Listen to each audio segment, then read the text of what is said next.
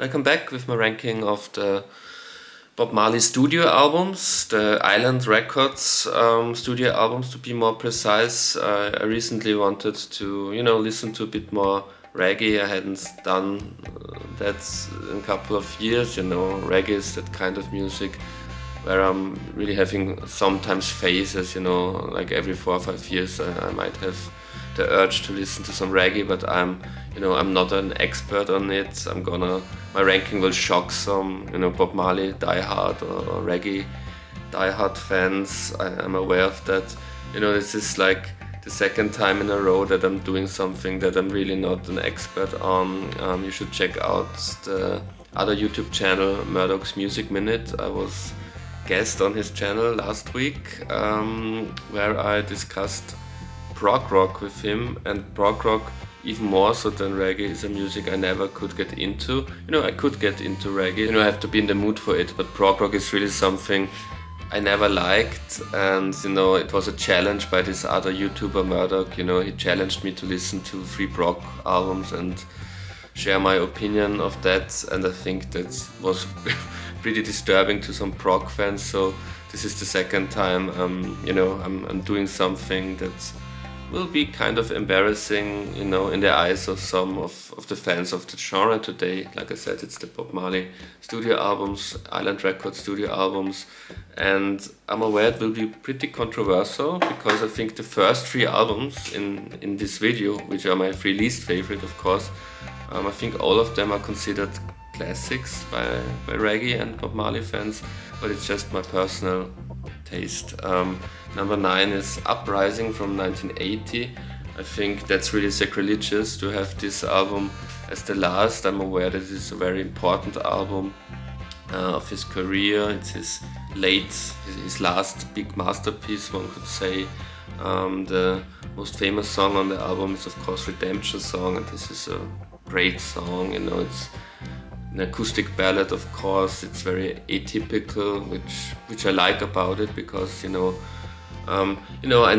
the typical reggae haters always complain that everything sounds the same. I'm not one of those, but all in all, there's of course a kind of a pattern of reggae albums and reggae music, and so I'm always delighted when the artist, in this case Bob Marley, tries something else, and Redemption Song is a great example also of him as a singer-songwriter, as a real poet and songwriter. This could be a Bob Dylan song in a way. It's a great song.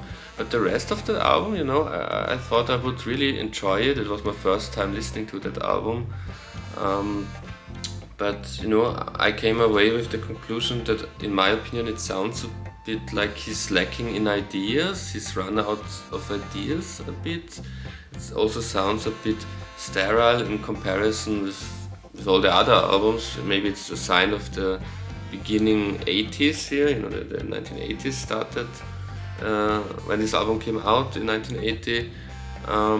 Maybe I'm not enough reggae fan to really see the greatness of this album that some call a masterpiece. Sorry, I had to move places because the battery was empty. I think that's a recurring trend on this channel. Where was I? Uprising is my least favorite Bob Marley album, and I think maybe that proves that I'm not really a die-hard reggae fan. But like I said, it has some highlights. Even the worst, in my opinion, worst Bob Marley album is, especially in summer, is great to hear nice music. The next album is also a classic. It's from 1974, so really his classic period, one could say. It's Natty Dread. I'm aware fans really love this album, and the big highlight, of course, is No Woman No Cry. Rightfully so, a great classic, but I prefer the live version of this song and other songs. There's this great mid-70s Bob Marley live album, and I think that's the reason why I can't enjoy it here. The studio versions as much, prefer live versions of some of those songs. And the next one, so now this is maybe the biggest classic in his catalog. This is the album that even non-reggae fans and Bob Marley fans have in their collection, and I just have it on as my number 7, Exodus from 1977. What can I say? It's really what people would expect Bob Marley to sound like from all the studio albums. It's maybe the most, that's almost like a greatest hits album with all its classics. So it's a bit of a default Bob Marley album in my opinion. But as an album experience, you know, the way those songs are sequenced, it's, as you can tell now, not my favorite. From now on, the top 6, after we have all those big classics out of the way, I would say the top 6 are all albums that I really enjoyed a lot, and in my opinion very good to excellent albums. Number 6 is Burning from 1973, so from the Island years, one of his earliest albums. Yeah, and it's that early in his Island years career. It's really demonstrated by the sound. It's really gritty, it's funky, it's the opposite of overproduced. You know, I don't think apart from his 80s albums that there's such a thing as an overproduced Bob Marley album, but this is almost underproduced, and this is something I really love, you know, especially about 70s music. I like raw, natural sounding 70s vibes, and this album has that. And in a way it reminds me of, you know, albums Curtis Mayfield did around the same time, and I'm a big Curtis Mayfield fan. I once did a video, my top 25 favorite artists of all time, and Curtis Mayfield was in there, or somewhere like number 20. Number 5 is Survival from 1979. This album doesn't really have a great standout track. It's a bit like the opposite of Exodus for me as a listening experience. Exodus has great individual tracks but really doesn't work as an album for me.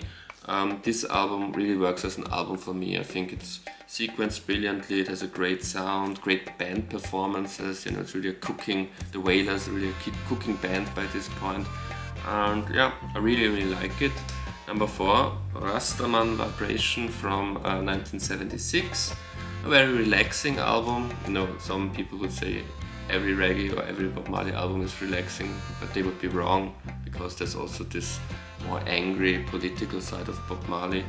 But I think this album is really relaxing, those typical relaxation reggae vibes, and it's the best, you know, it's the best possible version of this side of reggae to me. And yeah, great sounding album also. You know, the mid-70s albums, all great sounding albums in my opinion. Number 3, Catch a Fire. I think this is the earliest, the oldest of the Island Years albums. So this is maybe an album where he was introduced to the world. You know, he was also active from the early to mid-60s onwards, but he was more like a Jamaica thing and more of an underground thing in the rest of the world. You know, many British, especially British pop stars, you know, in the 60s were really big reggae fans, including the Beatles, especially Paul McCartney, and they maybe, I'm pretty sure they were familiar with the work he did before that, but you know, to a more, you know, casual world audience, this was the first album they got to hear, and it's a fantastic album.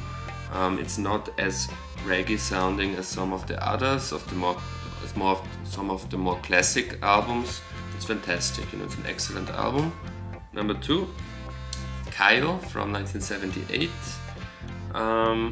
Fantastic.